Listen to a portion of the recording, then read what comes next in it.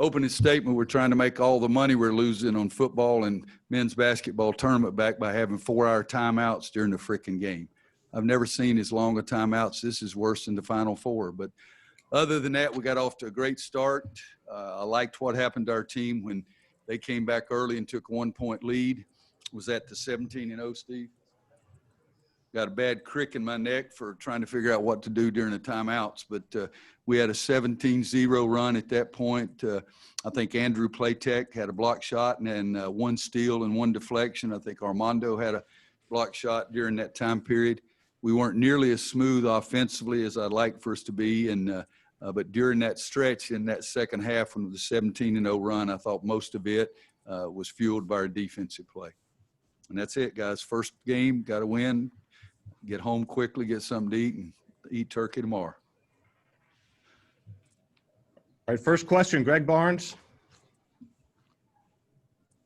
Hey, Roy, how challenging was it? How unique was it to play in a game without fans for a season opener?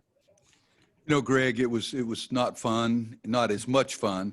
I still love the competition part when the game started, but all our players have always talked about what a thrill it is running through the tunnel, hearing all those people, seeing all those people, the sea of blue out there. So you take that away, and it was I think that took something away from the game. But I think this is the world that we're in right now. We have to understand that. I love seeing you guys wearing a mask. I wore my mask the entire game, and I think we've got to do these kind of things to get those numbers going in the proper direction. And if we do that, perhaps maybe by the end of the year, we'll have some fans in the stands. But it was hard, Greg.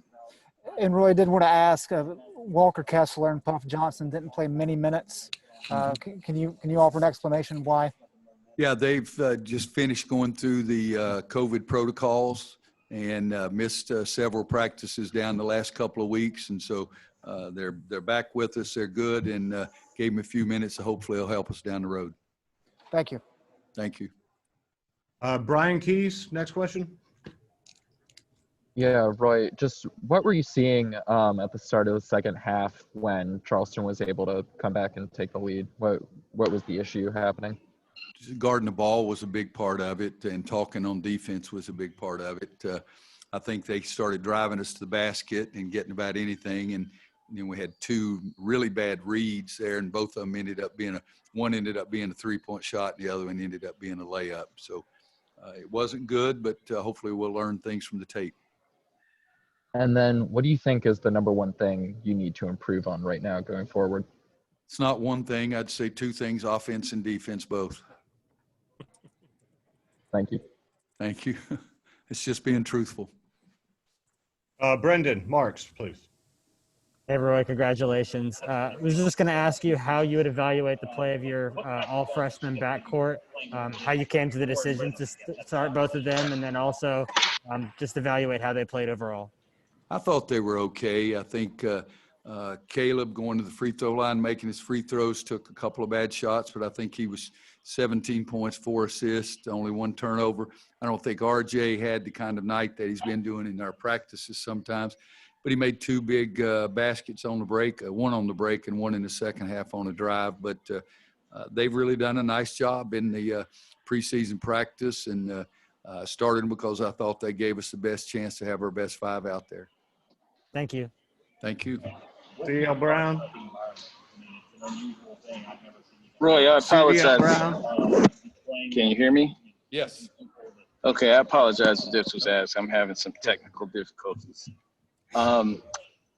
Would you say that the shooting, the 3-point shooting, was that a matter of jitters and, first game nerves? Because I felt like you guys had some open opportunities that just didn't go down.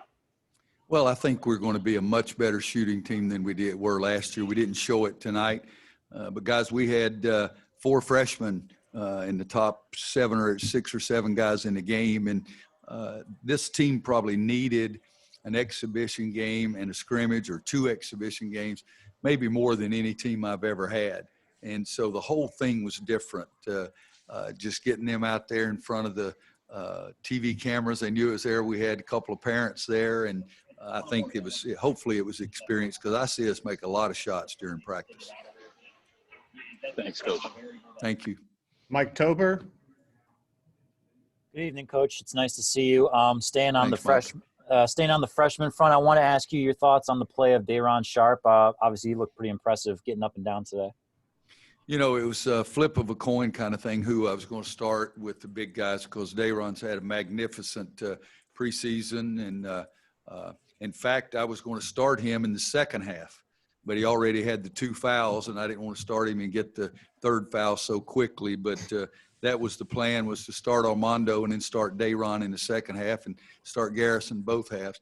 And when Walker Kessler gets back in better condition physically and understands a little more mentally over the practices that he missed, we'll play all 4 of those guys. And I said something to Armando during the course of the game late that, you know, we're going to keep giving them rest. So while you're out there, you got to bust your tail and play the best you can. And I think that long term was hopefully going to be good for us. Adam Smith, last one for Coach here. Hey, Roy, you had said during the preseason that you thought you would be fine coaching in a mask and getting your point across and everything. Just what was that whole situation like when it actually happened tonight? And what were your thoughts on just the spaced out bench and everything? How was it just navigating that whole different situation? Well, I've had my mask on every practice, every possession, every day. So it was not new to me. I don't necessarily like it, but I do think that we get a chance to set an example for other people. I'd rather not have the mask on, but I think it's more intelligent. And so I'm going to wear a mask all the time, and other coaches may, or they may not. That's up to them. But so I was used to it. The players were used to it.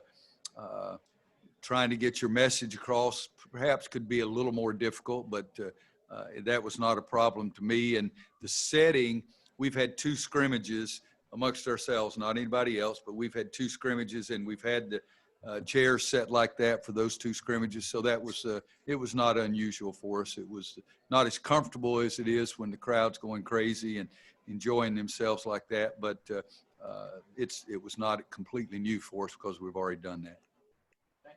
Thanks, guys. Thank you, Happy Coach. Thanksgiving to everybody. Thanks, Roy.